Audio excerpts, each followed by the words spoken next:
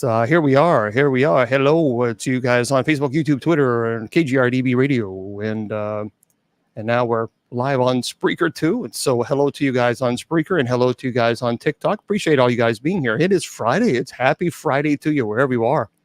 Here it is. It is Paranormal Fridays. Friday. That's right. Rabbi does mean teacher. All right. So we are, I tell you what, we are wherever you are in this world. Hopefully you can just kick back, and I can't bring you on. Hopefully you are just having a good time and you're enjoying this Friday. I'm telling you, it has been a busy Friday, but we're here, you're here, and that's all that matters. That's all that matters tonight. Okay, folks, in just a second, in TikTok, as you guys know, I put sub chat only on for the first hour. And we do that because I'm not interested in trolling. I don't even pay attention to the trolls at all. I have no patience for it. We're adults. So if you're coming here to troll, you're wasting your time. You will be totally ignored, completely ignored. And the reason is we have to put sub chat only on for the first hour is because of the trolls.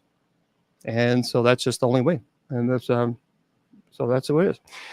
Let's get into some of the business part of the presentation. First of all, I want you to go to our sponsors' website, and that is at kgradb.com.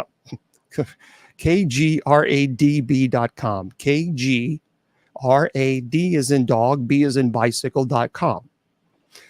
They have some really cool shows there. And this show, The Sacred Division, airs there as well, plus a lot of other really great shows. Now, if you love the paranormal like I do, make sure you subscribe to that website, but put Bishop as your promo code, because you're going to get 30% off your subscription. So you got to put Bishop as your promo code. So make sure you do that to save you guys money. It's already cheap as it is, but go to that site, kgradb.com, and subscribe Bishop as your promo code. Now, if you want to go to my website, it's very simple. Bishop James Long, LONG.com. Bishop James Long, LONG.com. I want to remind everybody that we do have our online classes that are available there, and they are available free. And that's still not going to make the trolls happy, but I really don't care. Again, I can give everything that I own away to trolls, and they would still find something to troll about. That's just because they're just miserable human beings. So anyway, we pray for the trolls. We pray for them. Go to my website, bishopjameslong.com. If you want to learn about the classes, if you want to take the classes, there's 100% online free. Just simply go to class. I think that's what it is. I'm pretty sure it is class. So if you click on it, it takes you right there to the links. Click it and go. There you go. Now, the church's website, for those of you who are so absolutely eager to find out about the church, I've been promoting it for 20 years now. It's usocc.org. That is the church. And so if you want to know more about us, well, just simply go there. That's all you got to do. usocc.org. And so there we are. Now, so I want to say, of course, hello to all my friends there on Facebook, YouTube, Twitter, KGRADB Radio, and Rumble, and Spreaker. So we're pretty much live, and of course, TikTok. And we appreciate all you guys being here. We really, really do. Today, we're going to have a great show. But keep in mind, TikTok, I'm going to put sub chat only on. And later on, around 8 o'clock p.m. Eastern or so, I will open it up for everybody. That's how we do it. So just keep in mind, we're not doing. Well, thank you very much. Is it Nathan? Yeah, I appreciate it. Nathan. Thank you very much. I appreciate that. So anyway, I'm going to put sub chat only on for the first hour, but I promise you, the second hour I'll open it up for everybody. Fair enough. That way we kind of just get the trolls to go away. So there we go. Sub chat only is on TikTok. All right, we are ready to rock and roll tonight. Tonight is a cool, very important topic. But before we get into that, I am reminding everybody that I will be going out of town. Judy, I think it was in September. Yes, no, I don't know. I have no idea. I know that I'm going out of town in October, and I will be at the Arkansas Paranormal Expo. Where am I going in September? Miss Judy Ann helps me with everything, because if I didn't have Judy Ann, I'd be completely lost. So the Arkansas Paranormal Expo I will be going there in October. So if you guys want to go there, if you're going to be in the area, please come and check us out. I will have a lot of items. Moundsville, that's right. Good grief. So let's talk about this. Let's see, Arkansas Paranormal Expo. Okay. So October the 26th and 27th, I will be at the Arkansas Paranormal Expo. I'm going to have a lot of my items with me, and you'll be able to see them up close. And I will also be giving a presentation. And what I love about this expo is that it's a 501c3, and it supports the MacArthur Museum of Arkansas military history. So it's a tower that was built in 1840, and it's on the National Register of Historic Places. And so what I love about this is we're all doing this. We're all helping them. We're all trying to raise money to keep this building, this historical place going, because it takes money, to update and to fix. And so I'm very excited about that. And anything I can help with history and our military, I'm there. I'm on board. So that's going to be October the 26th and 27th. And here's what you need to do: ArkansasParanormalExpo.com. All one word, ArkansasParanormalExpo.com. And that's where you get the tickets. Make sure you get them, because I'm not going to do a whole lot of paranormal conferences this year. So, and I am going to be at Moundsville. And I don't remember my brain. Can't remember exactly when that date is, but I'll let you know. When is that, Judy Ann? Judy Ann knows everything. So I'm also going to be at, there we go. Thank you. The Moundsville, the West Virginia, is September the 13th and 14th. And I'm going to be at that location. Really excited about that. I'll also be, hopefully, I will be at the Bel Air House on September the 12th. And I'll be doing a live show September the 12th at the actual Bel Air home. And the Bel Air home, if you've never been there, it's in Ohio. Kristen Lee is the owner, and it was on my haunted story. I mean, it's well known. There's a lot of activity there, and so I'll be doing a live presentation there. So September the 12th, mark your calendars. And then, of course, I'll be at Moundsville in West Virginia at the conference there. So there we go, guys. So make sure you're getting your tickets. We would love to see you guys. Okay. Oh, thank you there, Isa. So tonight we have a really cool, interesting, and wonderful conversation that I'm looking forward to, because I think it needs to be discussed about. Folks, let me tell you something. People who work in demonology and understand that there are consequences with doing this type of ministry. And this ministry is not something that you should take lightly. And it is certainly not something you should mock. And I talked to Willie Windwalker Gibson, and I applaud him for his willingness to come on and chat with everybody and tell you his recent story. So for those of you who don't know, Willie Windwalker Gibson is of Cherokee and Irish descent, and he was raised and born in Louisville, Kentucky. And he is married to his wife, Shaman, and she is absolutely a wonderful, wonderful person. She does such a beautiful job with her singing. Let me tell you something, Shaman. The other day I went to their home, and I'll tell you why in just a second later on. But she sang a song that she made, and I swear I thought that was like a professional song. It was beautiful, and I thought, okay, that's got to be that's already got to be published or something. She said, no, that was actually her song. She wrote the lyrics. It was a beautiful song. One day I'll have to go back over there, record it, and play it for you. Very talented, really, really talented. So we'll have to do that one day. But Willie is a shaman. He's an ordained minister. He's a paranormal consultant. He is a spiritual advisor and warrior. Willie can see and hear spirits, and he reads animal totems and does smoke readings, clearings, and cleansings. He is a UFO experiencer as well. And he talks a lot. He's been in the paranormal community for a very, very long time. Willie, as you guys know or may not know, I don't know, but Willie is a spiritual warrior in that he has taken on demonic cases. And recently, he had his own personal demonic experience. And he'd contacted me to get involved with that. And he wants to tell that story tonight. So we're going to do that. We're going to do that a little bit later on. But before we do, we're going to get Willie on with us. And so he can just tell us, his story and his type of ministry for about a half hour or so. And then we're going to get into his own personal issue that he had to deal with a demonic attack. And I was there. I witnessed it with his wife, Shaman. And we'll talk about that in just a second. So, Willie, are you with us, or did I push the wrong button? I'm here, James. All right. So, Willie, you guys have been through a lot. I tell you and Shaman, you guys have been through so. How many years have you been married to that beautiful woman? 36. 36 years. Let me tell you, Willie, do you mind if I just brag on you just a little bit? I don't care. The first time I met Willie, he was doing a show on public television.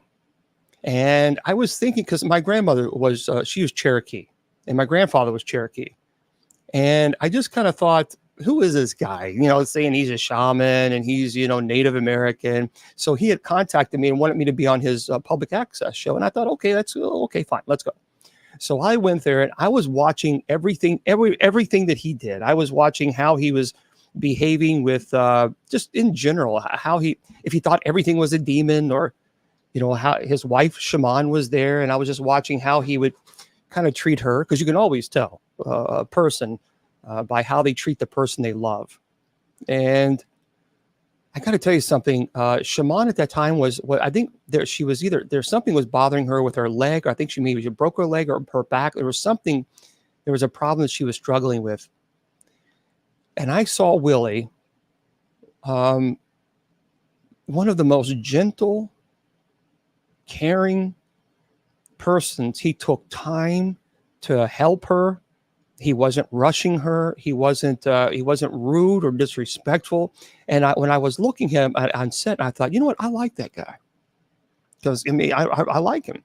I mean, he kind of he just my grandfather was a person who deeply loved my grandma. He deeply loved her, and he was a gentleman. I mean, he was the type of person that would always make sure that that if my grandma ever needed his help, or just anything, just holding the door, to anything, everything, he would always do that. And when I saw Willie with his wife, it reminded me very much of my grandpa and my grandma and their relationship. And I thought, this guy's a good guy.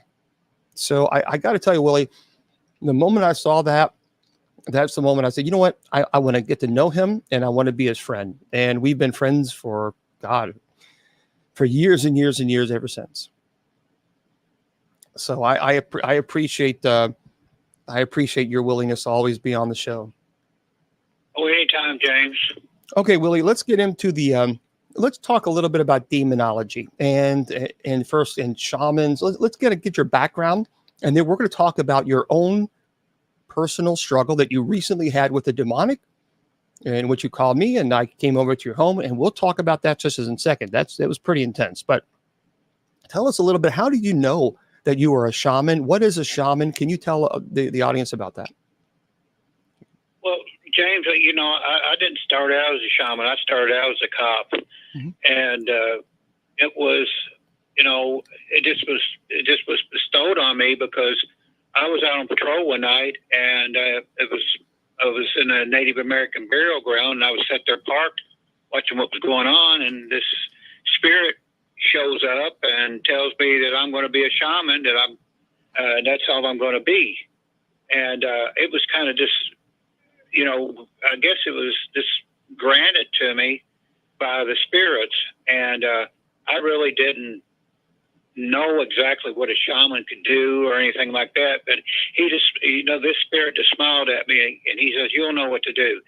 So after that happened, it wasn't too long after that I turned my badge in and started the journey as a shaman. I went to different practitioners who said they were shamans, but I knew who, like different Native American people, men and women, and they taught me what shamanism was, how the spiritual part of it. Shamans are basically put here to help people spiritually and healing and different things in the I call it the supernatural world. I mean, I've been into everything, as you know, and it seems like I draw things to me that I need to take care of. Like people are in trouble, they come to me, whether they're Native American or it doesn't matter what religion they are. I've actually had churches come to me for help because they couldn't handle certain situations. It's all got to do with the energy the shaman puts out. Shamans are put here for a reason, and you can't go to shaman school. I mean, you can't, right.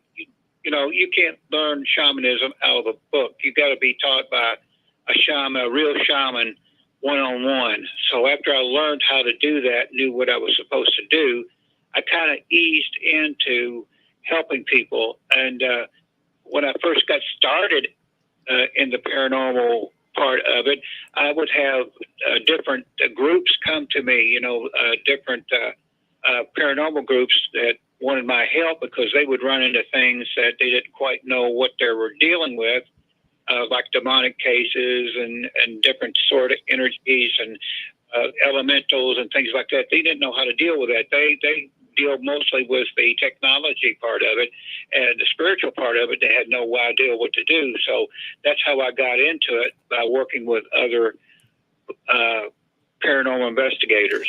Now, of course, my sister Shannon, she always told me that my grandma was a shaman. I talked to my grandmother a lot, even my grandpa, a lot about the Native Americans and them growing up and what that was like.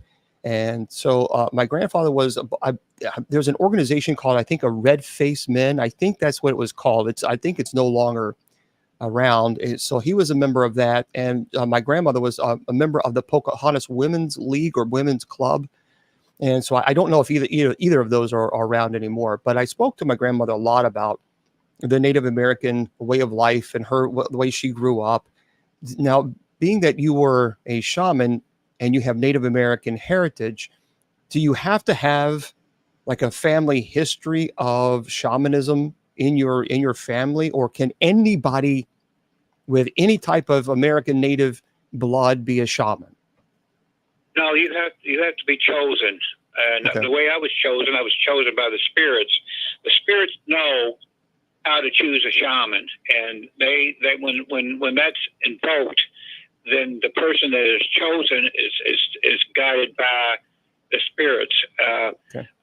And like in my background, my dad was in farming, and he was a coal miner. And of course, he was a soldier too, which he was a decorated soldier. So when he came back from the war, he told me, because back then, James, and this is no lie, I mean, Native Americans were treated really, really bad back then. And I got beat up many a time for just the color of my skin.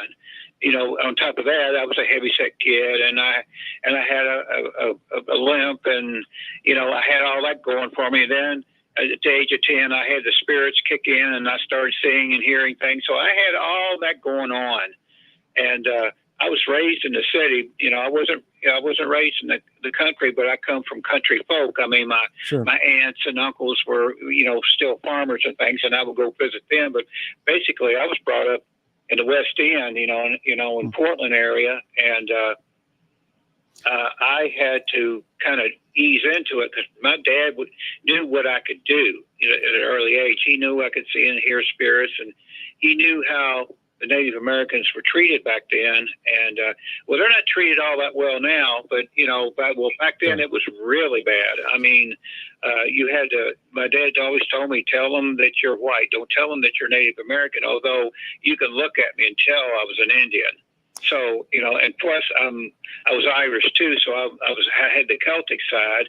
So, I had a whole lot of things going on there, but basically it worked itself out, and I was able to get in a rhythm to where I can work both sides of the street mostly. And like I said, I've worked with all type of clergy. I've even worked with Buddhists.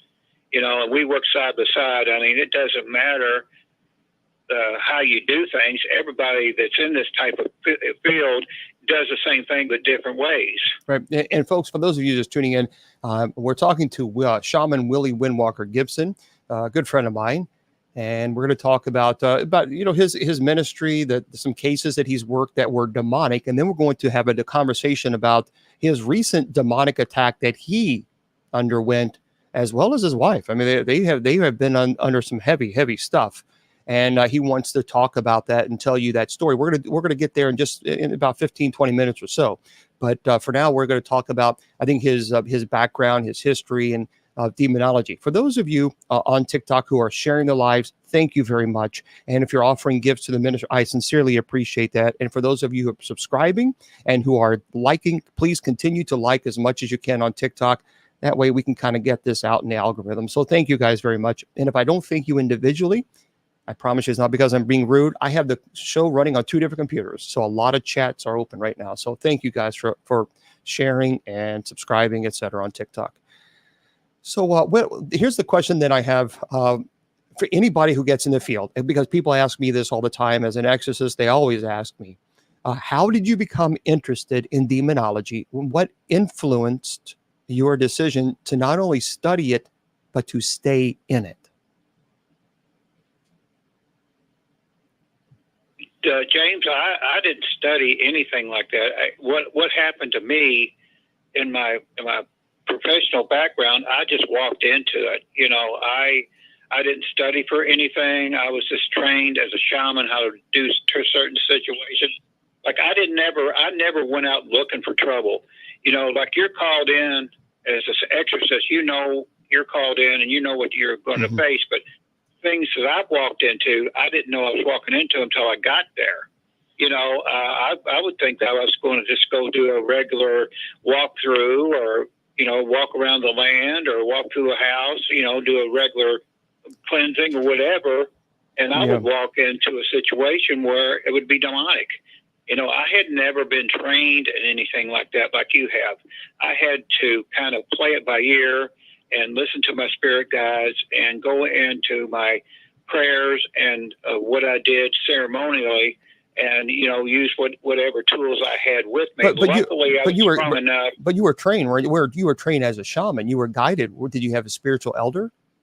Yeah, I had a spiritual elder, but like I said, they taught me how to do certain things with negative spirits, but I never went out looking for trouble. But if trouble found me, I know how to take care of it. I mean, I had been trained for it, but you never know until you get in a situation. Like as far as me, what I walk into, I thought it was something normal for just paranormal thing, and I would walk into a house that had demons in it, and I would walk onto land that had demonic spirits on it, and I had to deal with it right then.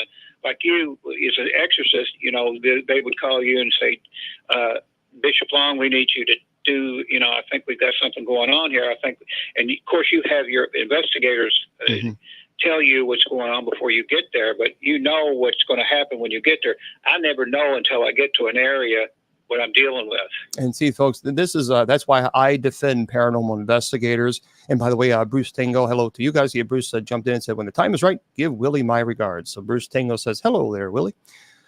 I tell you what, guys, this is one of the reasons why I defend paranormal investigators who do this for the right reason, who don't think that everything is a demon, because I get really frustrated when I hear people attacking paranormal investigators, because I've said this many times.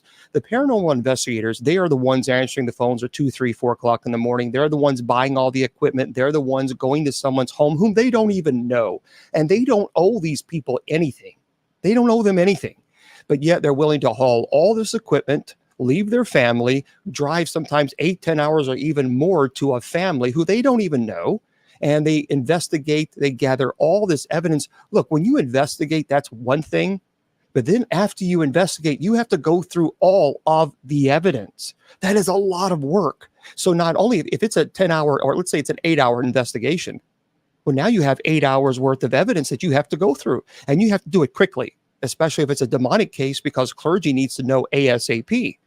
So you guys have to understand that there's so many people that give paranormal investigators a bad rap, and I don't like that. I disagree with that. And it's always the people who give paranormal investigators and people like Willie, it's people who always give them a bad rap, but yet those people who troll, they're never the ones who answer the calls at 2 o'clock or 3 o'clock in the morning. They are not the ones buying all the equipment that can cost thousands of dollars. They're not giving their time and not charging a penny, by the way, to go do the investigation. They're not doing that. But what they are doing is throwing out insults and attacks on investigators who are willing to go help a family who they don't know, and then gather all the information and then go to clergy and say, we need your help. See, folks, this is why I don't like people who are on the sidelines attacking paranormal investigators. Now, I know there are paranormal investigators that go to the extreme and say everything is a demon and they take advantage of people. I don't work with those teams.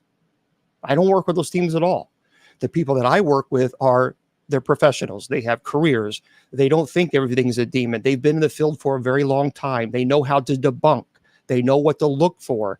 So like people like Willie and paranormal investigators, I am so grateful for people like Willie and investigators, because when I first started this ministry over 2 decades ago, I was doing it by myself.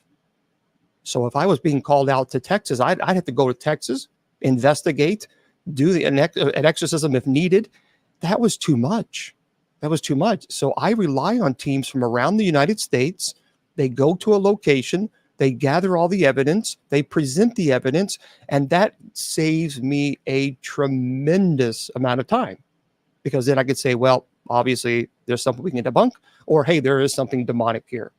So I think we got to lay off on the attacks on paranormal investigators, unless the people who throw the insults out and criticism, unless you're willing to spend thousands of dollars on the equipment and travel hundreds of miles from your home to help people who you don't even know for free, unless you're willing to do that, I think that the sideline critics should really just keep their opinions to themselves. It's easy to criticize. It's difficult to actually do the work.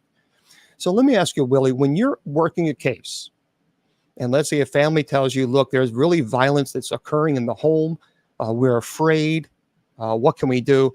What methods, what tools do you use to determine if something is actually demonic, or perhaps maybe a human spirit, maybe it's poltergeist, elemental? What do you use? I'll tell you one case I had about 15 years ago. Okay. James, a paranormal team called me and said, Windwalker, we ran into something. Can you, we're going to come and get you and take you someplace, and we're not going to tell you where it's at. And we want you to take a look at what's going on. So they came and got us and loaded Shaman and me up into a van and took us. We didn't know where we were going. We pull up and I get out, meet Shaman and me get out, and I'm looking around, and automatically I see there were 2 houses side by side. One house was vacant. It had no grass growing. The trees were dead, and I had this, I felt an evilness about it. The house next door had a family in it, had a man and wife, and he had about 4 kids. And it was, the yard was dead. The trees were dead. The place looked, really, it looked really bad outside. So the investigators told me, said, we've investigated this place and we think we might have something going on here, but we want you to go in and take a look. So I go in, and Shaman and I go in, and we introduce ourselves to the family and everything, and the kids seem pretty all right, and the man and woman seems all right, but the house didn't feel right. It had a denseness to it. And so Shaman and I walked through the house, and right away, you could. There was a smell coming that the smell is kind of like rotten meat or something dead. Yeah. So we figured that you might be a dead animal or something there. So we get walking through the house, and the house was well kept, and we get to the back of the house where the laundry room was, and we walk in there, and all of a sudden we felt something was in there, and I could sense that there was a portal there. Something was coming through this portal, and Shaman and me backed out and went back down the hallway, and as we walked down the hallway, when we finally got back to the family was not right like they were when we first got there. I mean, they completely changed. Their attitude changed. The kids were yelling. The mother and father, I mean, they were into it. And I told everybody just to be still. And the paranormal investigators, I asked the paranormal investigators, let's go outside a minute. We went outside, and I said, look, did you investigate this place? Yeah, we do. We got all the evidence and everything, and we picked up this and that and the other. I said, did you realize that this place might be demonic? And they said, that's why we brought you here to see. So they say, what are you going to do about it? I said, one thing I'm going to do about it, I'm going to close that portal that's in there, because you got a transitional spirit that's going from house to house. Now, it would jump from that house to the next house. How would you define, for people who are just tuning in, or who may be new to the paranormal, how would you define a portal? Well, it's an energy. It's an energy circle, really. It's only, if you can imagine a cave that's wide open, that's invisible, but somebody that's got the energy about them that can sense one of these things, that's where it comes through. You can have a portal like that. You can have a portal in a mirror, a portal coming out of a television set. I've had a case where I had a television set that was a portal, and I had to close it. So this demon was going in between a house when it would be in one house, while the other house was being investigated, and when the investigators would leave or somebody like me would go in, it would jump to the other house. That's why I didn't feel it when I first went in, but I felt the traces of a portal that it was coming through. So I told the investigators, I'm going to go through the house and I'm going to bless it, and I'm going to close this portal, and we'll see what happens. Well, as I was going through there, the family kept getting really, really agitated, and I told them that to go outside and let me handle this. And they kind of got a little rough, but the paranormal investigators got them outside, and I went on ahead, Shaman and I closed the portal. I went on ahead and did my prayer, and I did some saging and other things that I used to close the portal. Okay. Well, that house was, I made sure that house had barriers up. I went on ahead and did salt and everything that I usually do. Well, what happened was the spirit, the demonic entity, went over to the other house. Now, I couldn't do anything about that because that was somebody else's property, and I'm not going to go knock on the door. It was vacant anyway, or try to find out, hey, who the owner was. Not going to, find them and say, hey, you got a demon in your house. Let me go ahead and take care of it. I can't do that. So what I did, I ran it out of one place into another place. Well, after I did that, and I put up the barriers in that area, in that house, everything came alive again and flourished, because I went back a couple months later and everything was okay and the people were fine, but the other place was still dead looking. So that's one thing I walked into, because back then, I don't do it so much anymore, James, but back then paranormal investigators would come and get us, Shaman and me, and not tell us where we're going. It's like, just get in the car and we'll take you there. And that's happened, 7 or 8 times. And each time, there's a couple of times out of that I walked into a situation like that, because a lot of the times were explained away. But I think I can count, I'm going to be honest with you, James, I can count maybe on one hand the really true demonic cases that I've ran into. And that's true. And that, because people think they're just so rampant. By the way, I did September 14th and 15th, guys. September 14th and 15th, I will be at the Moundsville prison there for a presentation. It's the Horror and Paracon. So I did find it, and you can go to on the website there for those of you who want to see it on Facebook, YouTube, Twitter. But it's called WV, as in West Virginia, WV Pen PEN Tours. So WVPenTours.com, and you just click on the events, and you'll see Horror Paracon, September 14th and 15th. So, Willie, let me ask you this question, and then we're going to get into your personal issue that you had recently with the demonic now confronting you. So when you're working these cases, when you've worked the cases, the people, I think one of the most important questions that people ask me all the time, how do you protect yourself from negative energies or demonics when interacting with demonology, especially demonic cases? Every time I work a case, James, I put a prayer around myself and Shaman. Okay. And I put a barrier around us, a force field. And I was on the show the other night. Well, how do you do that? And I tell them it takes practice, but I can put a force field around me and Shaman. And this was, we've been doing this for over 30 years, and it would work, Okay.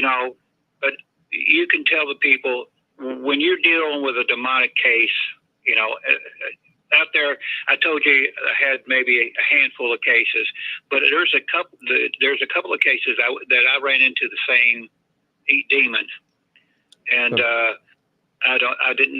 first thought it was just coincidence, but now that I think back what happened to me, that this thing was around all the time, because once you deal with this, and you can tell the people this, demons know who you are. Sure. Especially the ones that are exorcists and people like me that are shamans, they know who we are, and we're marked. And they pick their time. Yeah, they certainly do. And one thing that I want to say, because I think it's important, my grandmother was Cherokee, my grandfather was Cherokee, I have Cherokee, but I think people think that just because you're a shaman, that you're not a Christian. My grandmother and my grandfather were both very devout Christians. Willie and his wife Shaman, they're devout Christians. So just because you're a shaman, I mean, a lot of people are sending me private messages and saying, well, it's paganism. Let's back off. Let's try a little bit less judgment and more listening and understanding before you judge someone's faith, because now, the trolls look silly. So Willie and his wife are devoted Christians. And so that is just a heritage that he is. And there's absolutely nothing wrong with that. So in saying that, I was brought up Pentecostal, James. People don't know I was brought up Pentecostal. I had Pentecostal ministers in the family, and my dad was a lay minister too. So I was brought up, Christian. So, and I've been asked that many times. Well, you can't be, you're a witch doctor. No, you don't know what you're talking about. Right. It's shamans work very closely with the Great Spirit, and their spirit guides, and they have no idea what they're talking about. Right. It's a judgment. It's the first judgment, and the people are not willing to lose. Some people just want to troll. So, all right, but we're not going to pay attention to those people because but I just wanted to address that, because a lot of people just assume that because someone is a Native American or they're a shaman, they're not a Christian. That is absolutely absurd. So just I think that for educational purposes, now you guys know the rest of the story, as Paul Harvey said. Okay, Willie, let's get into this situation with you. Of course, for 30 years, you and Shaman have confronted demons. You've taken on cases. You fought hard, and you've helped a lot of people through the years. But as I've said many times, and as you've said many times, demons can absolutely push back. And recently, you had a situation where demons confronted you, and you directly were under oppression. And not only even under oppression, but no question, you were under oppression and you had a demonic attachment. So talk to us, lead us up to what happened, what you think led up to that attachment, and then, of course, how I got involved with coming over to your house. James, for about 12 years now, Shaman has had illnesses, and she's broke her back, she's broke her ankle, and I have had to use every bit of energy that I have had to bring her back to where she can cope. Yeah. And I've been doing this for the last 12 years with her on and off. And about 3 months ago, she got a sore on her foot, and we worked on it for a couple of months, and eventually her leg had to be amputated. Okay, the right leg. And we talked it over, and I figured it was just a part of life, and that happens. So we did the amputation. Everything went okay. She came out of it okay, and I used a lot of my energy to bring her through it, and I dropped my shield. I dropped my energy to let to help heal her. Well, she came home, and everything was going okay, and we had the staples out, and we were going to get her leg fitted and everything. Well, about a month later, she fell and broke her other hip. Now we're dealing with that, and I'm dealing with energy with that. Well, in the meantime, as I'm dealing with energy and all that, and trying to get her well and get her back home, some things started to change in the house. Things got heavier. My personality changed. Shaman would tell me I would chew her out. Me and Shaman for years, I never would attack her in any kind of way, mentally or any kind of calling her names or anything. And she finally said, "Willie, you're not my Willie." And I felt myself. I looked around, and I noticed the house was dense. I knew something was wrong with me. And I kept thinking, why is all this happening to Shaman? Well, it was to take the focus off my energy. It waited till my energy was low, and whatever was out there waiting for me took its chance, and it came into this house, and it changed everything. I mean, like I said, Shaman lost a leg. She broke a hip. My attitude was changing, and I said, something ain't right. There's something, and I kept hearing something like a laugh, and we kept seeing shadows and things in the house. Well, when you're in my kind of field, it's nothing to have a spirit walk through or come by and say hi, or can you help me cross over or something like that. So I kind of shrugged it off of that, but it wasn't that. It wasn't that. It fooled me, and I started, I knew I was changing, and that's when I talked to you and I said, James, I think something's going on here. I'm under a demonic attack. I'm under a spiritual attack.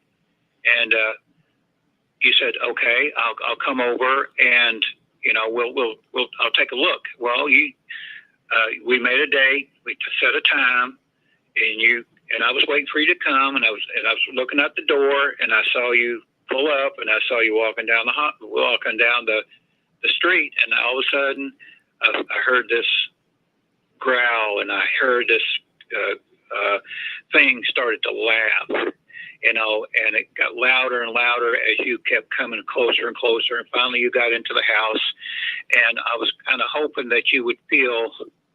I did. I felt the heaviness. I absolutely felt it. Here's what we're going to do. Yeah. I'm going to let you take it from here, and then I'm going to enter, and I'm going to put a few things in there because there are some things that were going on that you didn't know was going on when you were doing your thing. Okay. So you take it from here. Yeah. When I walked in, I saw Shaman, and it clearly, I could tell that Shaman was tired. I could see, and not only could I see that both of you were just exhausted and beaten down, physically just beaten down. And that's what oppression does. Oppression, when demons will attack, they will attack you physically, and they will beat you down to the point of total exhaustion, to where that's your past sleep deprivation, your past being tired. You are completely exhausted. Now, sometimes people, we use those words, completely exhausted, but if you got to think about this, it is constant, nonstop, to the point where it's like, I can't. I have no more energy to even lift my head. And then it begins to attack you on an intellectual level. That's demonic obsession. So it begins to interact with you. You begin to hear it. And it begins to try to put thoughts and give you thoughts that are normally not yours, that sometimes are violent or aggressive thoughts, and mocking you, mocking your loved ones. I could tell when I walked in, there was no question at all. The oppression was heavy. It just felt heavy. And both of you guys, when I looked at you, I could see you guys have been through a battle. There's no doubt about it. You've been through it. I could see it. I could feel it. And so that's what I knew then. We talked for a little while, and I knew then, okay, we have to, the next step would be the minor rite of exorcism. The minor rite of exorcism is basically You perform a blessing on a home, and you force the entity to manifest, and you perform the exorcism on that entity. So you don't perform an exorcism on a home. You bless the home. So that manifestation was going to come through in one way or another. And that manifestation came through with Willie. And Willie, I'll let you pick up. So I began the minor rite of exorcism by, of course, in the name of the Father and the Son and the Holy Spirit, and praying the litany. And then, Willie, if you can go ahead and pick it up from there. Well, before this happened, James gave us each a rosary to hold. That's right. Yep. Right away, I could feel whatever it was that didn't like that. It was showing me visions of the rosary upside down, and it was showing me visions of Jesus, but it wasn't Jesus. I knew that this was this entity trying to throw me off. And I gave them I gave the Saint Benedict necklace, a Saint Benedict bracelet, and the rosary, and they were all blessed. Now, there's a reason for that, obviously, for protection, but I knew Willie was under a demonic attack. I knew that. There was no question. And I also knew that there was going to be some form of manifestation. So when I began the prayer, I noticed Willie. I noticed what he was doing. I noticed his body movement. I noticed that there was an extreme discomfort, and it was, the agitation was increasing as the prayers were increasing, because that's provocation. Provocation is praying. Provocation is not beating your chest and saying, come on, I dare you to do something. That's inviting. So the moment I began praying, provoking the entity to manifest, I noticed Willie was becoming clearly agitated, and I knew we had to go to the next step. So Willie, if you go ahead. Okay, I could hear a mumbling. It was James doing prayers, but it didn't want me to hear them. It was like trying to hear somebody in another room, and it started talking to me. And it said, take that rosary and strangle him. Kill him now. And I felt, at one point, I felt James touch my head. And when he did that, he said, kill him now, kill him now, kill him now. And there were, it was just like a cold sensation was running my body. Colder than a freezer. And it kept saying, I will choke him, take this rosary and choke him. And it was show me signs of an upside, taking that rosary and turning it upside down where it was upside down. It wanted me to wrap that rosary around James's neck, and it wanted me to strangle him. It wanted me to kill him. And that's when I started to resist it. And the more he prayed, the more colder and colder and colder I got. And then whatever happened, whatever James did, I could feel this coldness shoot up through my head. And James, you want to take it from there? Yeah, Willie was agitated, and even to the point was rocking back and forth, and even while he was shaking his head. I knew he was going under a form of attack, and I was watching Shaman, and Shaman was in prayer. His Shaman is his wife. And as I continued, I wanted to elevate to the next level, because then it got from the minor rite of exorcism to now a deliverance is immediately needed. So what happens when a demonic attaches itself to you, it breaks down the intellect and will. When that occurs, then possession can take place.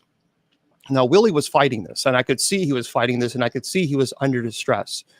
And so I knew that a deliverance, I would have to pivot to a deliverance, because that obviously was priority. And I began to pray a prayer of deliverance over Willie. And I used oil and holy water, and I used a relic that he was not aware of. And it was a St. Francis relic. And that's when I saw an immediate, I could see his hands, really clenching to the point where it was turning white. His knuckles were turning white. And so the prayer continued as it should.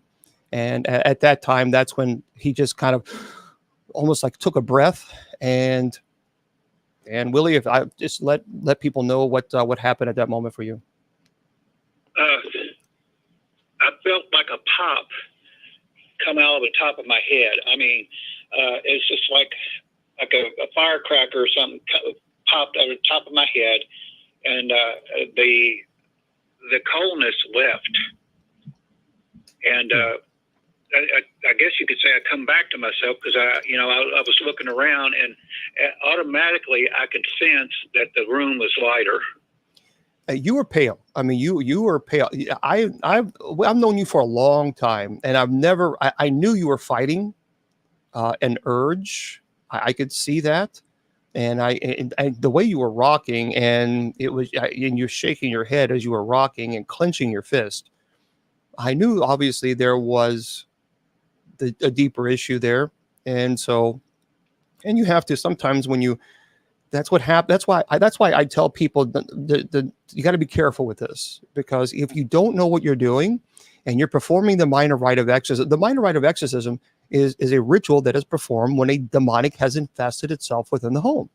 And if you begin to provoke, and there is an individual like Willie who is under oppression, and his wife, then what's going to happen when you provoke and you're forcing the entity to manifest, it can manifest in many different ways. It can manifest through throwing something at you, to banging, to screamings, to growls. There's so many ways that it can manifest.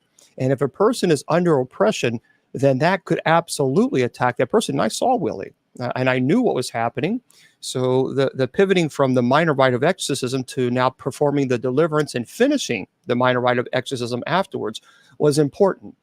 Because I knew that once he kind of got out of that moment, that attack, I could say, okay, now Willie's back with us. And that's when I finished the minor rite of exorcism, and we also had mass.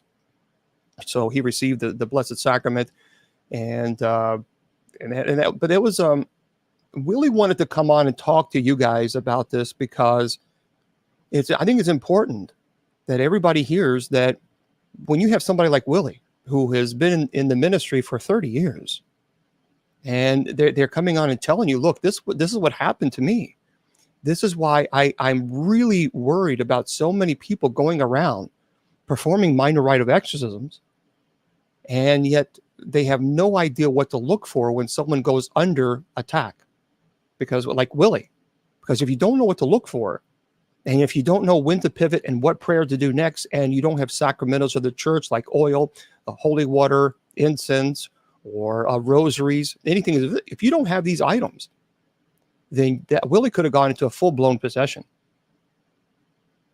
And I believe that had someone been in there who may not have been properly trained or know what to look for or what prayer to do next, Willie, quite honestly, I think you were quite very close, because you guys have been attacked one thing after another after another. Let me ask you this: when you were hearing these voices, and you were having these visions of doing this violent act upon me, which again, that's normal when you're under demonic attack. Was there ever a moment when you said stop? Or were you just so beaten down that you just allowed those emotions to flow through you? What popped you out of that attack? Well, James, you and I have been working for 20 some years. Yep. We've known each other. We've worked cases together. We're friends, and I was not about to let this thing hurt you in any way. I mean, it was hurting, and it had already cost my wife her leg, and it broke her hip. I know it was it. The attack was on her, and it was getting back at me and to her. Yep. And people don't realize when you go out and do stuff like that, you usually have somebody with you to help you out. You're here by yourself. Mm-hmm. It's just like me. I've walked into situations like that too. But you were here by yourself, and I knew that I needed to fight, and I needed to bring every bit of what spiritual energy I had to bear. What was left to fight this help push this thing out of me.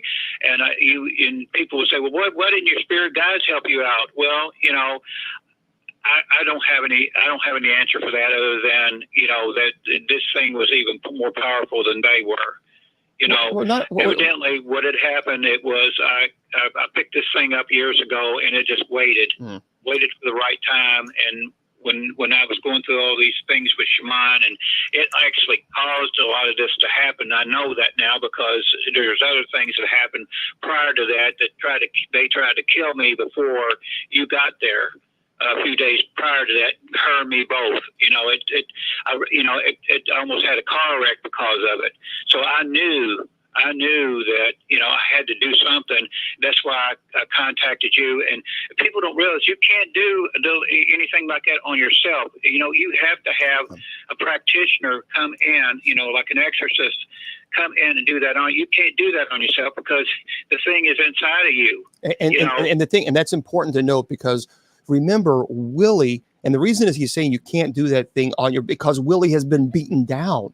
You have to remember that oppression is a process.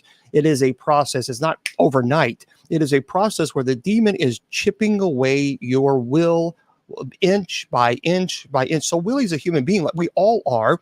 And so it breaks down the will of the person. The person is so much at a weakened state, emotionally, physically, psychologically, intellectually. It is a constant barrage of attacks. And so if you are at that weakened state, you need someone to come in and help you fight it, because you're relying on that person's intellect and will to combat the demonic's intellect and will. That's what an exorcism is. So an exorcism is the exorcist is in persona Christi, and you have the demonic, and the intellect and will of both are attacking one another. One will win, one will lose. And of course, the demons have all the tricks and manipulations and the other tools in its toolbox of prognostication, retrocognition, these other abilities. And the exorcist will have the sacramentals of the church, calling upon the saints, calling upon the angels, calling upon God, and combating. And so when Willie and Shaman are in the middle, and they're the ones relying on the help of a clergy member to rely on their intellect and will to be strong. And this is why, I talked about this, Willie. People need to understand, exorcists, shamans, people who fight this, we are under attack, a constant oppression. I was 420 pounds at one time. 420. Because the demons were, if I was lonely, I went to sugar. If I was happy, I went to sugar. If I was bored, I went to sugar. Whatever it might have been, I went to sugar, and it amplified that times 100. And I was taking on so many cases, and my will was being chipped away inch by inch by inch, to the point where I was just at a very broken point, to where I had to say, that's it. I had to take a year off of ministry, no cases, just to get my will back strong enough. So this is what we were talking, James, and people don't realize this. You don't talk about your cases when you do them. You've done 30 exorcisms. People do not talk about what you did, for them. Right. And people out there don't know what the other side is like. So I think God was telling me, go and talk about this. Tell them what happened. Tell them what he did, and tell them what you felt. So people will realize, what you have to do when you're doing one of these things, and why you keep it secret. And I told James that I wanted to talk about it because I wanted the people out there to realize what it's like to come back from the darkness. And, that's what happened. Now, it cost Shaman her leg. It cost her hip. That's going to probably take months to heal. Now she is bearing weight, and I'm able to get her in and out of a wheelchair. But from what I hear, it's going to take a few months for her to get enough strength back. But she's going to come back from this. But it's, like I said, it's cost her a leg. It's cost her a hip. It's cost me my savings, and it really beat me down pretty good. But I'm going to be coming back, and I'm going to be coming back strong.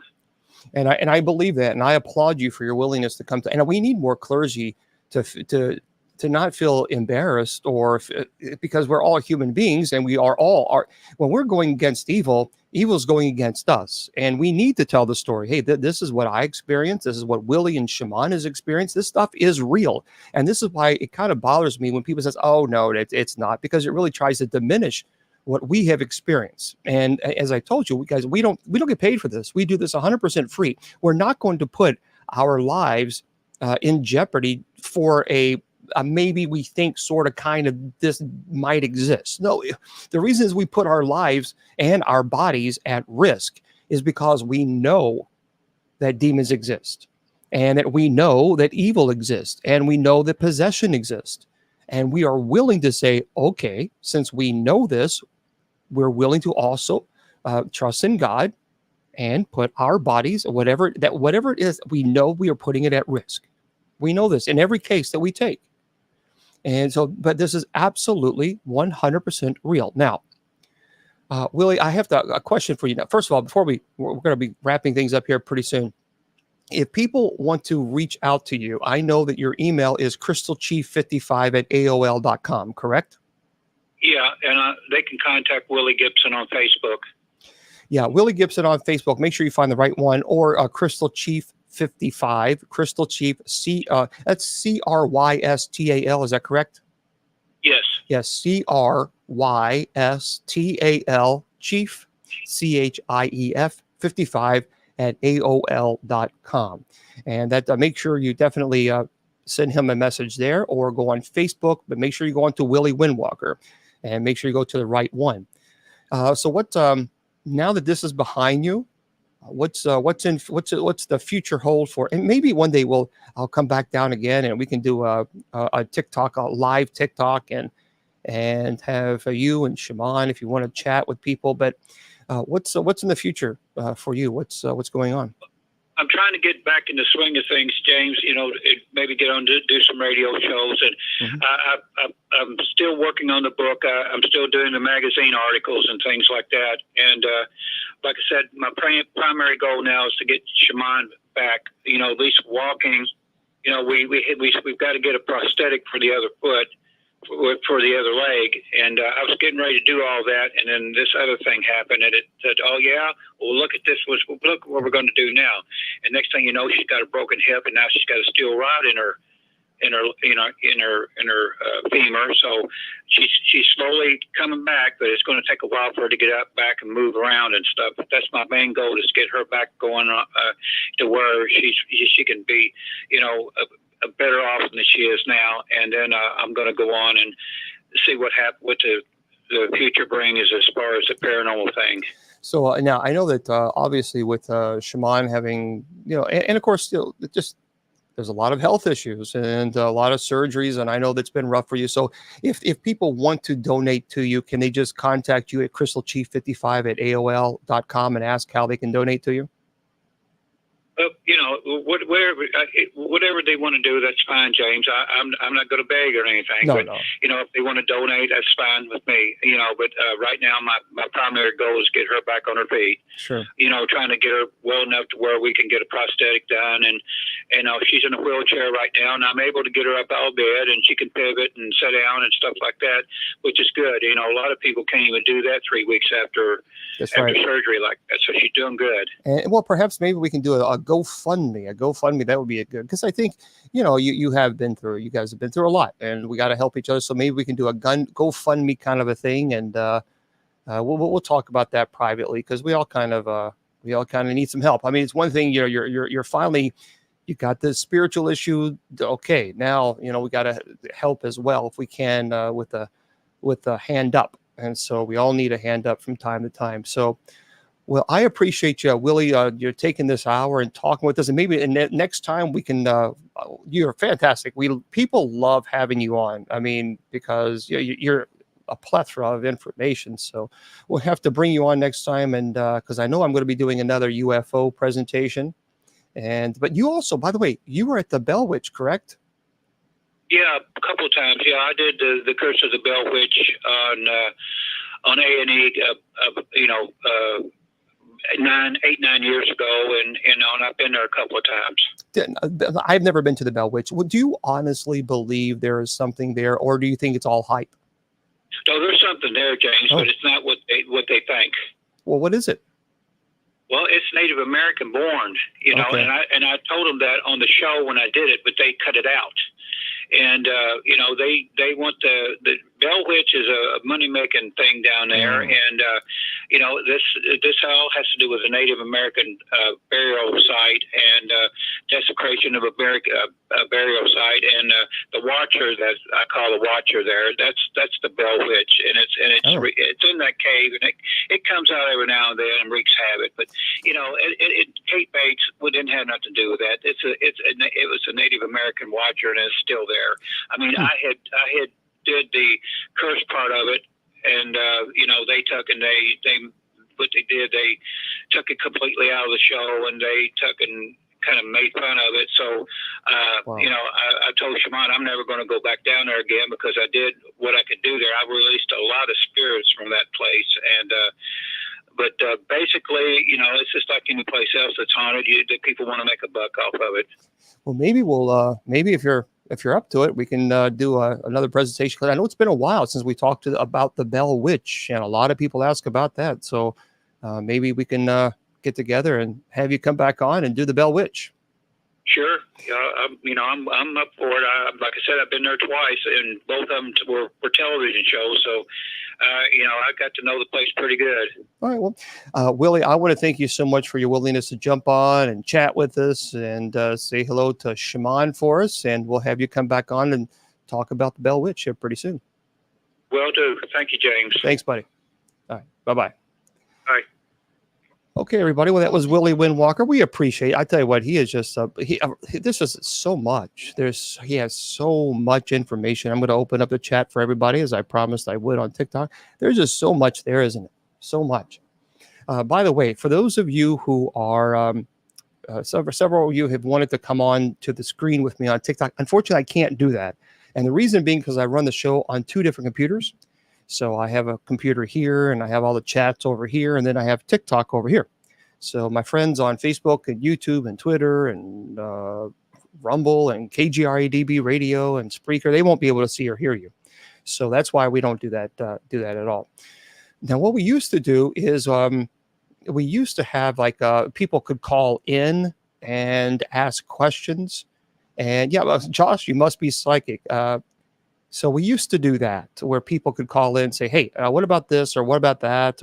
And we can still do that. The only problem is if we do that, and there's so many people who call, it's that, and people want to have a 30-minute conversation. We can't do that because, we just can't. So if you have a question, we might do that. If you have a question, we can entertain that.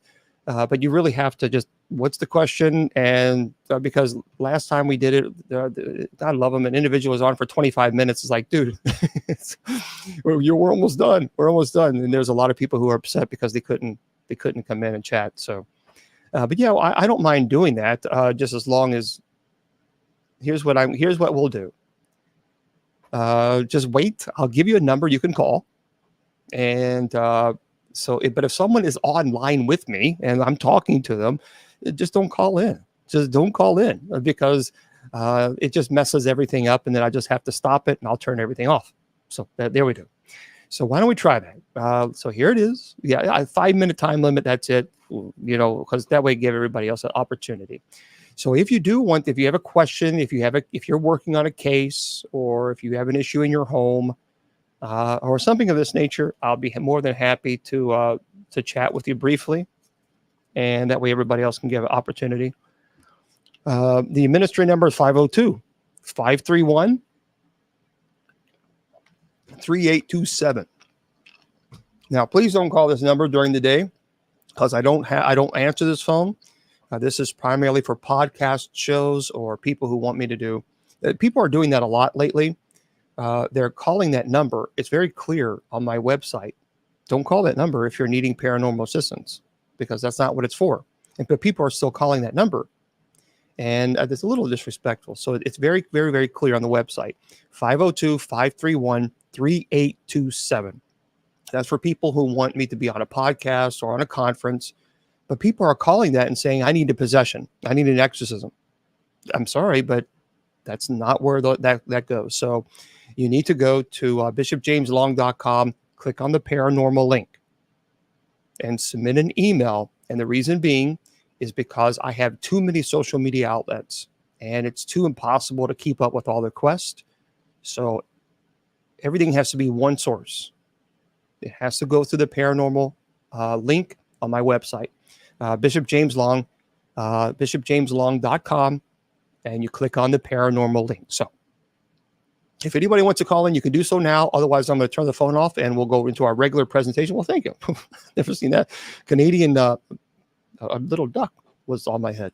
Sorry, you guys can't see that. People offer gifts to the ministry, and there was a duck there. So that was interesting. 502 531 3827. Okay.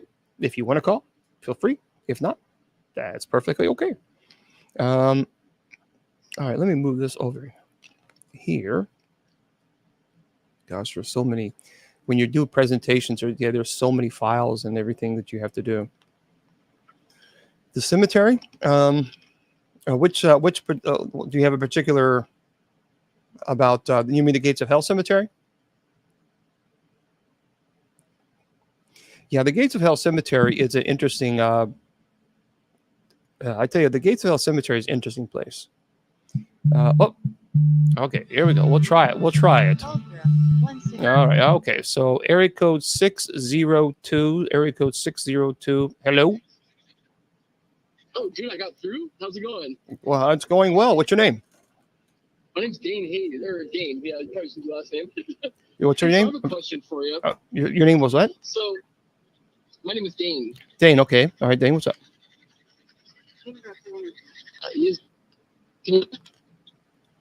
Go ahead, Dane.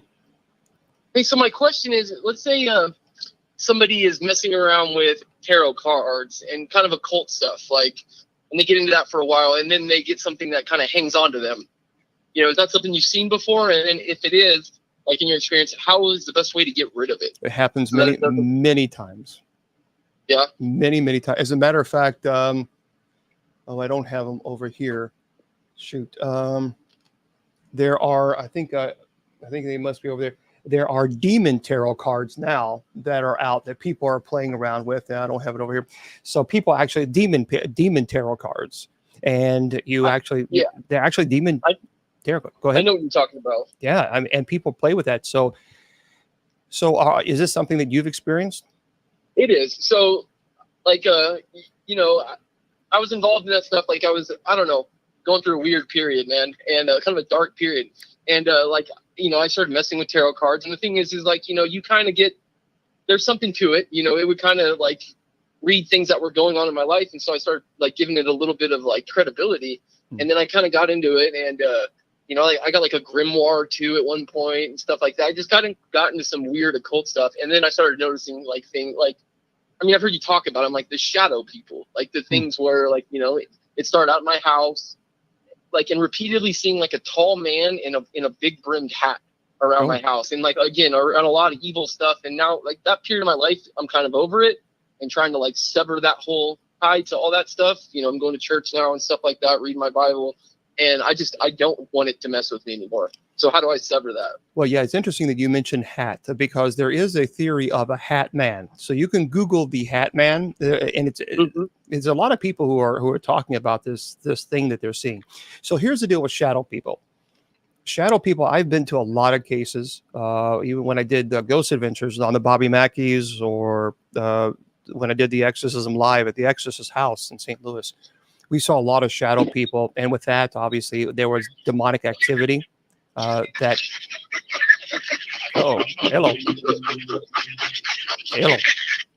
Ow. I don't know what that feedback was. So that feedback was weird. No, that wasn't on. It was on my end or your end. That was weird. Yeah. When he's talking about it. Okay. So here's the deal. So I've had cases where shadow people were not aggressive at all, and then I have had cases where shadow people was quite violent. So this is what I would suggest you do. Number one, renounce all occult practices.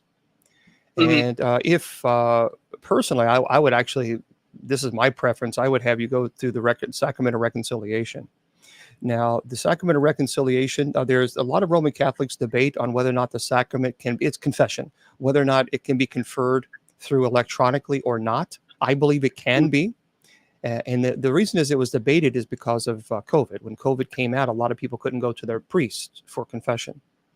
And so the sacrament of reconciliation was installed by Christ when he told his disciples, go and sins that are forgiven and other sins that are retained are retained.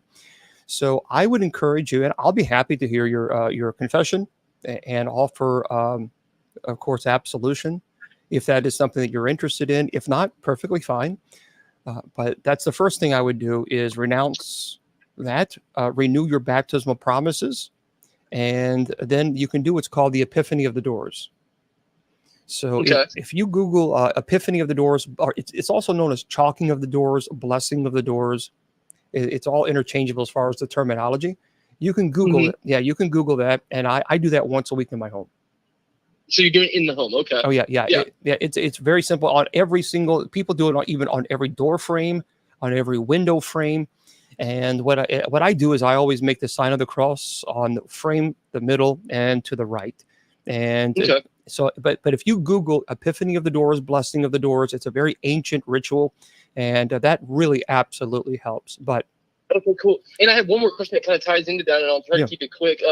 So, like, I know sage, like, Native Americans talk about sage and stuff like that. Now, me and my girlfriend were kind of having the debate: is sage more of an occult practice to try to cleanse the home, or is that something that is like deemed like okay with? Yeah, good question. And actually, I'm going to do a presentation. The show that's going to be next week is going to be on the benefits of using sage. Really? So cool. my grandmother was Cherokee, and she used sage all the time. The problem is, here's the deal with sage, and this is why it's given a bad rap, because people who practice the occult practices, etc., they use sage, and immediately sage then gets unfortunately tagged in with all these occult practices, and then people say, aha, sage is bad. That's absolutely absurd. For example, I could have a church censer that we use in the church, the big gold censer that the priest used. Well, anybody could take that church censer and then use it for satanic purposes, but we can't make a universal statement that says, well, all church censers are therefore evil. I understand. So it's all about the intent of using sage, and there's actually some really amazing benefits that come from using sage. So next week on the show, I am going to be doing a presentation on sage, how to properly use it, and why it's been given the bad rap of cult practices. All right, man. Hey, thank you. That answered my question. And yeah, I am interested in maybe doing that severance with you and like the confession. How would I? Okay. I mean, I don't want to do it online on TikTok. No. I would never. No. Actually, I couldn't. Because that's the seal of confession, and so anything that you say to me must remain absolutely confidential. I am not allowed to break that seal. Otherwise, I could be laicized. I could be removed from clergy. Yeah. So confidentiality. So how do I? Can I just drop my email in the chat? No. I don't want you to do that, because then you might get bombarded by the haters. So do this. Go to my website, bishopjameslong.com. Okay. And then go on to where it says in the middle, social media links, and you'll see my Facebook, because I have several Facebook. Make sure you go to the right one that says, just click that link. It takes you to the official one, and then send me a message saying, hey, look, I'm the one to talk to you about the cards and the confession. Cool. And give me your number, and I'll give you a call. Probably not tonight, because obviously we have night prayer tonight, but I'll give you a call tomorrow, or just tell me the best time to reach you, and I'll give you a call and walk you through the process. Thank you so much. That's awesome, man. I love your show, man. I've been watching your TikTok page forever, dude. It's awesome. Well, thank you, and I appreciate your calling. And yeah, please send me a message on Facebook, and I'll help you as well as just let me know. Well, when we talk, just you'll give me your address, and I'll be more than happy to send you some holy water and some oil, just to kind of make sure, just a rosary, just to kind of help you with any type of residual that's there. Well, man, I really appreciate that. Again, thank you so much. Sure thing. Have a good day. You too. All right. Bye-bye. Okay, everybody. So we appreciate, thank you very much for that call. Matter of fact, what I'm going to do, because I didn't even think about this, I have it, just take a screenshot, and I can just give him a call. I'm naturally blonde. So there we go. Okay. But that's how we do it. That's how, we have to help each other, right? Yeah, it's closed because right now I just don't have the time to open the close the store. It just, and for some reason, PayPal wasn't giving me notification. And so I don't know what was going on there, but usually if someone had purchased like a rosary or something of this nature, PayPal wasn't sending me my notifications, and that was becoming a real problem. So anyway, so yeah, I appreciate the call.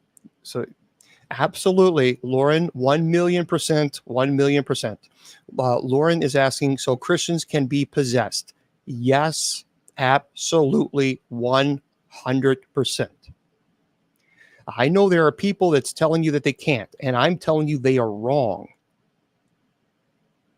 Look, here's the deal. I don't get paid for being clergy. The church doesn't pay me a dime. I do not charge for any of my ministry. Nothing. I charge for nothing. Not exorcism or blessings, nothing.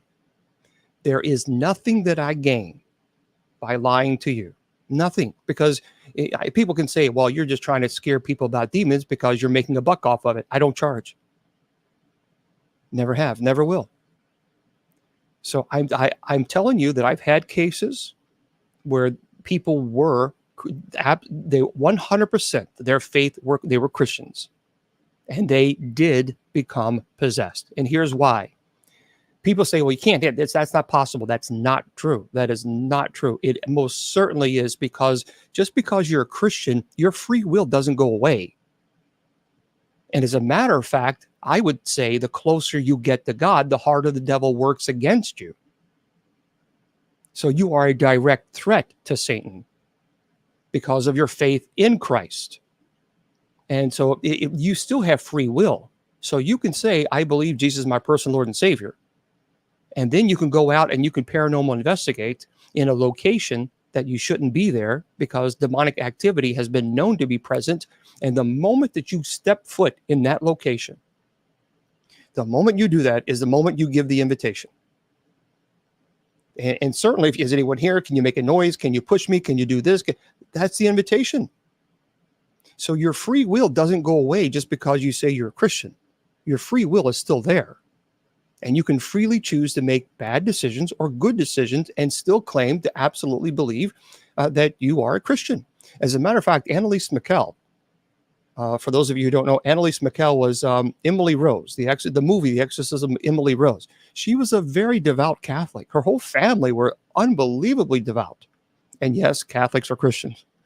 But she became, there's no question she was possessed. There's no ifs, ands, or buts about that. None. So, right. Everybody wants to see a demon until they see one, until they see a demon. That is true. Okay. Oh, I tell you what, Tina, that is true. Tina says, I agree, and I've seen it at church. Let me tell you something, and I've said this before.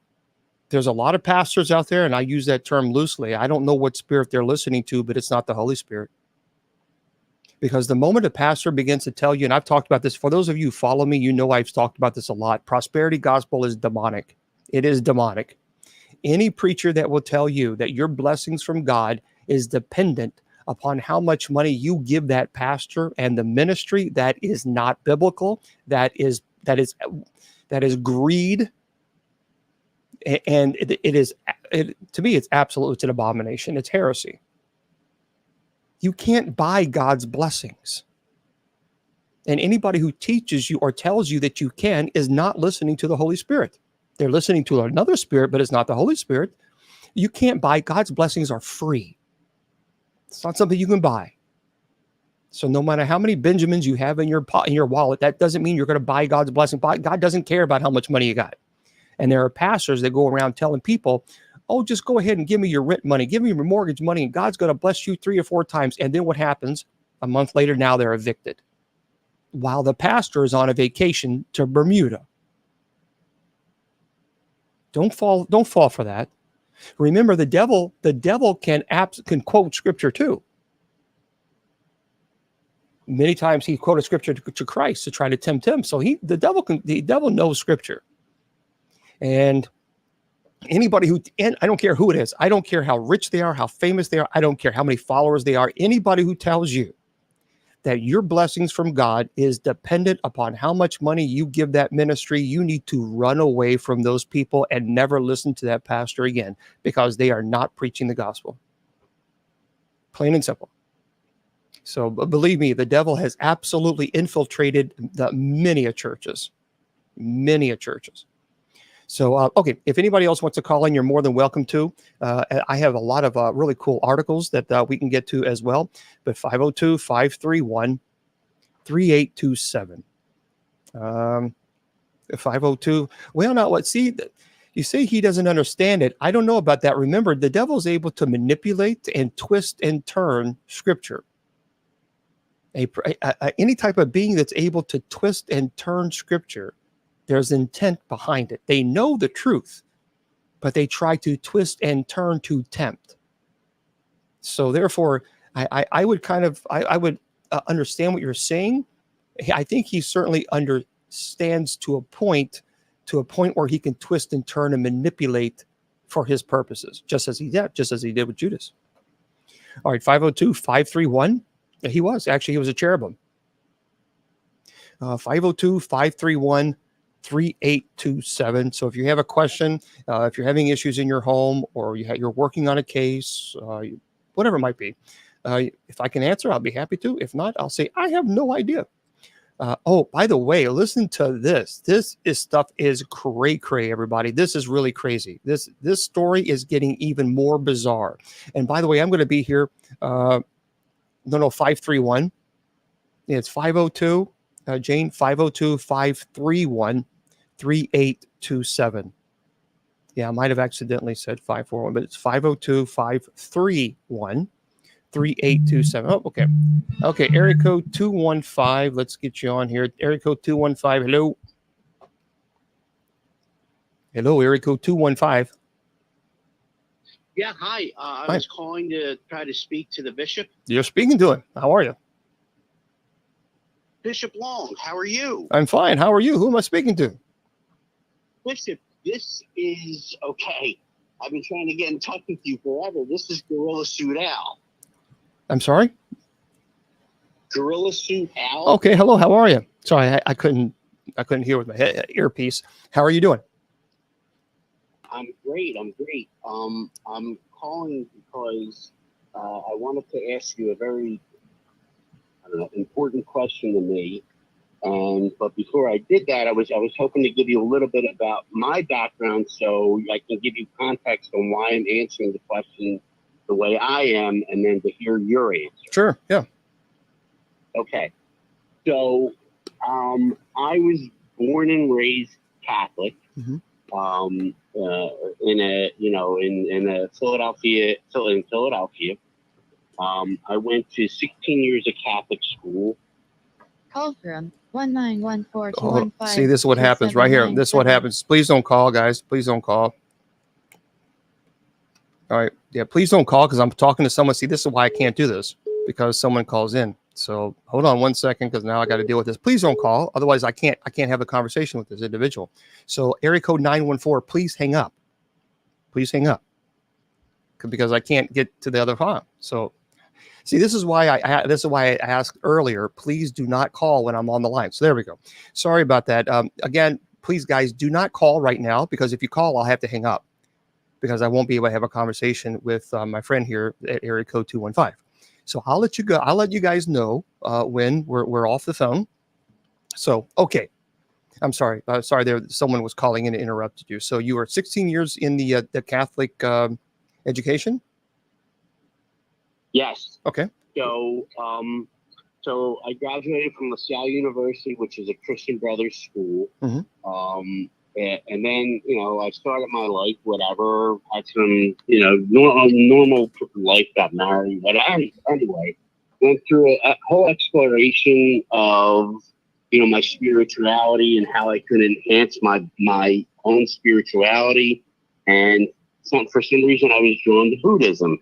And the teacher that I studied under was also an Italian guy. I'm an Italian guy. he also had a Catholic, background, and wasn't finding answers, so decided to. He had a wild life. Let's put it that way. He had a wild life, and then turned to Buddhism to try to, I guess, to redeem himself. So anyway, he was teaching me non-secular Buddhist ways, and I became more interested in the spiritual aspect of it as opposed to the relaxation and aspect of it. So he introduced me to this, Buddhism, and I really enjoyed it. But there was something about it that just said to me, this is a nice way to learn how to live in an earthly, but I don't know that it's doing anything to help connect me to Jesus, to God. So, I did more searching. I studied the Kabbalah for a microsecond. When I was in college, I studied some Hindu. Never learned much about Muslim. So, I went through a very, very dark period of my life where I was, I didn't want to be here anymore. I had lost my identity as a father, as a husband because of some marital issues I was having. Then I went through what I refer to as, and I guess what many refer to as, the dark night of the spirit. Yeah. And I fell into a deep depression. And I started seeking. I was going to this Catholic nun who was so sweet, just this sweet woman that was basically, comforting me in the way that Mary would comfort Jesus. And I felt that love coming from her. And so the more and more I went on, I just realized, like, I'm going to need to dig deep here. And I don't really know what to do. I don't know what to do to dig deep. So I figured it was going to be all on my own. And I did a Google one night. I remember it was a Sunday night. I was lying in bed, and I Googled one night, can you will yourself out of depression? And the overwhelming majority of the answers I saw was yes. So I committed that night, and I said to myself, I am going to wake up tomorrow morning, and I am going to be renewed. Okay? And then as I was renewed that morning, more and more inspiration and just like feelings of joy and love. And so that's a long-winded way of getting to the question of what is the purpose of life? And I have my own particular answer, and I'll give it to you, and you tell me whether or not it's along the lines of, your teachings or your beliefs, etc. Okay. Mm-hmm. So you're asking me, what's the purpose of life? Yes. So I'm going to give you my idea, and then you tell me if I'm on track. Okay. So my belief is that we are here for the sole purpose of glorifying and giving adoration to our Lord and Creator's creation here, and to say thank you for this beautiful creation that you have provided. Thank you. I'm seeing it through your eyes, God, because you've allowed me to see it through your eyes, and it is beautiful. And that's all. That's, to me, it's that simple. Yeah, obviously being thankful is the huge part of life. But I think for me, it's to experience the divine. And because there is no greater experience than to experience a small spark of the divine, which is God. And the way you do that is by showing compassion and love to people. Where you show compassion, where you show love to people, you will experience God. And so, because many of us are, there's a lot of people wants to know, well, what about afterlife? Or what about this? And they always teach this book or that book or this book and this book. And the thing is I don't need to search for any of those things about what happens after life, because I know life continues, because I've already experienced God's presence. Yeah. And I've experienced God's presence by being compassionate. Scripture says, always be honest, Proverbs, count your blessings, Psalms, be kind and tenderhearted in Ephesians, keep your promises, Romans, forgive and forget, Micah, choose your words wisely, Ephesians, use kind words, Proverbs, be thankful, 1 Thessalonians, and of course, love one another, 1 Peter. So this is, if you really want to experience God, show compassion to someone. For me, when I experience God through simplicity. I talked about this. I don't experience God when I go to golden cathedrals. Well, actually, when I go to golden cathedrals, I get irritated because I think that the chair that their pastor is sitting on could feed an entire city of impoverished children. So to me, I just don't like that. I find the divine in the most simplest ways in this, and the most, because here's the deal. When you're giving someone your time, you are lighting that divine spark within someone else, because that is a time that you can never get back. Yes. Bishop, one of the things that I've noticed is that the way I connect with people in the most, meaningful ways is to listen non-judgmentally and to actually hear what they're saying and be guided by their spirit to let me know what it is that they want from me. And if I can't tell what it is they want from me, I just ask them, what can I do? Is there something I can do to help? Whether that would be monetary, whether that would be, time, whether that, whatever it might be, you tell me what you need and I will be there for you. And that's the way that I've learned to really experience peace. And the peace, it comes from a position of strength where you say to yourself, I really don't give a crap what comes at me.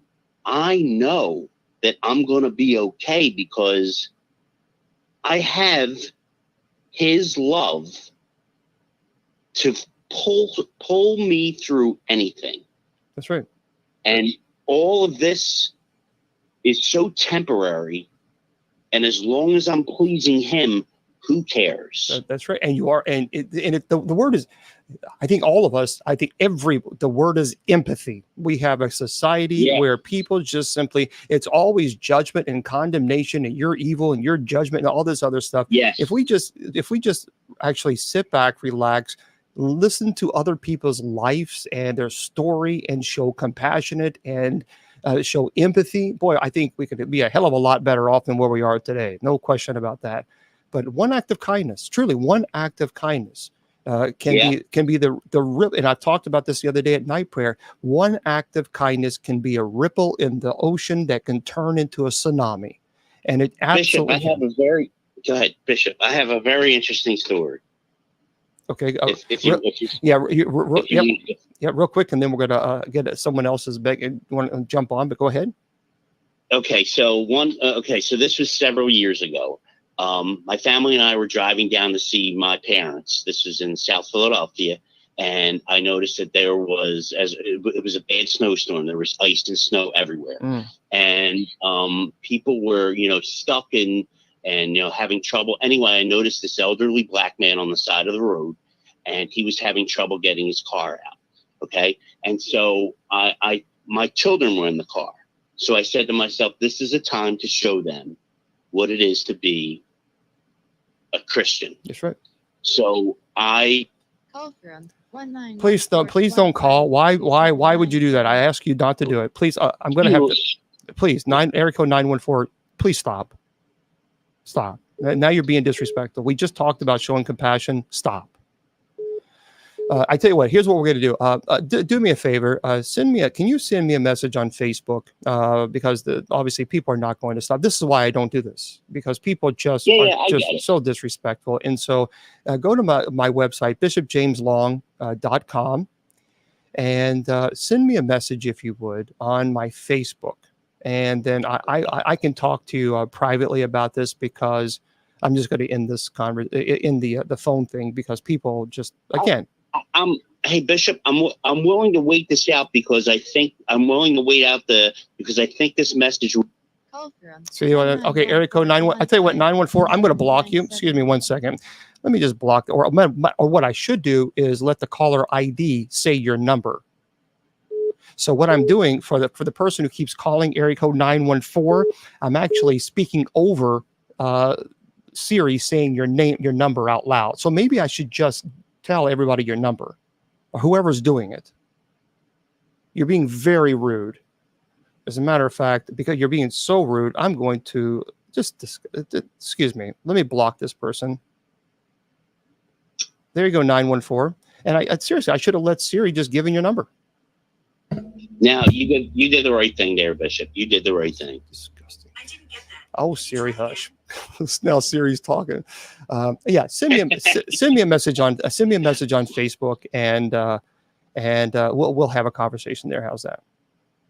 Okay. Can I? Would you mind if I just tell the rest of the story? I think it will be very good for your audience. I really do. Yeah. Okay. Okay. So I pull over to the side. Whatever. My wife knows exactly what I'm going to do without saying a word to her. I get out and I ask the guy if he needs help. Yeah, I would love help. Whatever. He gets in his car. Anyway, I push him out, and the exertion and the force that I put in pushing him out, I fell into a puddle of icy water. And it was like so exhilarating to me that I didn't care. I was like, I'm fine. He's fine. I'm going to go to my parents' house now. My dad's going to give me clothes that are too big for me, and I'm going to wear them, and I'll be good. Anyway, come full circle. A couple weeks ago, I heard that my father, who's 80 something now, he fell in the middle of the street. And I really am going to try not to tear up during this, but a black woman and her son pulled up and said to him, "Are you okay?" And he said, I'm okay. Took him into her car, dressed the wound that was on. He didn't even realize he was cut on his knee. Dressed the wound with like whatever makeshift tissues, and I don't know what else she had, band-aids maybe, whatever it was. Said, is there any other way I can help you? And she said, and my dad said, could you drive me I'm going to go pick up my car. I'm having work done. Could you drive me? She was like, I can't, because we're headed to a doctor's appointment and I'm already a couple minutes behind, but I'm going to call you an Uber and they'll come. And my dad said, no. And the woman said, absolutely. I'm going to call you an Uber. You just wait right here. Within 3 minutes, an Uber showed up and took my dad to get his car. And to me, that was just the epitome of you reap what you sow. Yeah, I tell you what, it's true. It always comes back. It always comes back. Well, listen, thank you so much for the call, and I appreciate that. And send me a message, and we'll talk a little bit more privately on Facebook. How's that? Okay, very good. I love you, Bishop. I love you. Thank you very much. Thank you. Okay, bye. Okay, everybody. So here's the deal. Yeah, this is I love doing this, but every time I just and see, the problem is that this is when because Siri. She's going to there she goes again. I'm not talking to you. Go away. So anyway, this Siri, go. See, this is AI right here. AI right here. So because your phone number is announced, and I don't want your phone number being announced. That's why I talk over it so that no one can hear the number that's being called. That's why I've said plenty of times, please do not call when I'm in the middle of a call, because this phone announces your phone number. So I actually do it for your benefit, not mine. So anyway, what I'm going to do for a little bit on TikTok, is I'm going to, well, thank you very much. That's very beautiful. Thank you, Liv Score. Thank you. So after the show is over, I'm going to stay on TikTok for a little while. And what we're going to do is we can kind of bring people on the screen with us that way. I can't do it now because I have the show on multiple computers. So yeah, I know. Well, we'll have to figure out. I do like someone's opinion. Let's see. Yeah, Josh had a good idea. I think we should have something where people could sign up in a week in advance to be able to call in and have the chance to talk with you live. I actually like that idea. And I might put that on my Facebook page. So that's what I'm like. I can't multiple lines. It's hard enough to do one line. I'm answering. I'd have to answer all the calls, and I can't. So so I might do that. I might post on my Facebook page. That's a good idea. So every Friday I'll post. If you want me to call you, then you have to send me a private message, and I'll tell you what time I'm going to call. So we might have to do that. So yeah, I think that's a good idea. But we're going to turn this off, unfortunately, because it's already 8:45 and we have to wrap things up and get ready to close down shop soon. But keep in mind, folks, tonight we have night prayer, and so I'm going to stay on TikTok for a little longer. So don't go anywhere, TikTok. And night prayer is at 10 p.m. Eastern Standard Time, 10 p.m. And 9:45 we play music. It's strictly on Spreaker. So just go to bishopjameslong.com, click on the Spreaker link. It will take you there. Now, tomorrow we're going to be here as well. So we will do the show. It's open mic night. So Miss Wilma, thank you there, Jay. Miss Wilma, myself, and Judy Ann, from 8 o'clock to 8:30, we just have a good time. We joke around. We just have a great time. And then at 8:30, I go right into demonology or questions, and we'll try that again. So we'll try it. That's how we do. And that'll be tomorrow at 8 p.m. Eastern Standard Time. And don't forget, Sunday we have Bible study. Bible study is at 8 as well. Okay. For those of you on Spreaker, I'm going to say goodnight to you guys. Yeah, unfortunately, it goes by too fast, doesn't it? But I'm going to stay on TikTok for a little longer. I'm trying to bring people up. Normally, we don't do that, but we'll try to see how that goes. Okay, next week the show is going to be about saging, and that's going to be a good time. We're looking forward to that because I think it's necessary to try to talk about saging and why it's important and how it's beneficial. And so there we go. But don't forget, tomorrow, 8 p.m. Eastern Standard Time, we'll be live. My friends, remember, your value does not decrease based on someone's inability or refusal to see your worth. You're priceless, and don't let any troll tell you or convince you otherwise. So Facebook, YouTube, Twitter, Rumble, KGREDB Radio, good night. The Sacred Division has been brought to you by Bishop Long's online paranormal course. Learn demonology, angelology, paranormal studies, and genealogy. It's 100% online, and you learn at your own pace. Please go to www.bishopjameslong.com and click on the paranormal course link.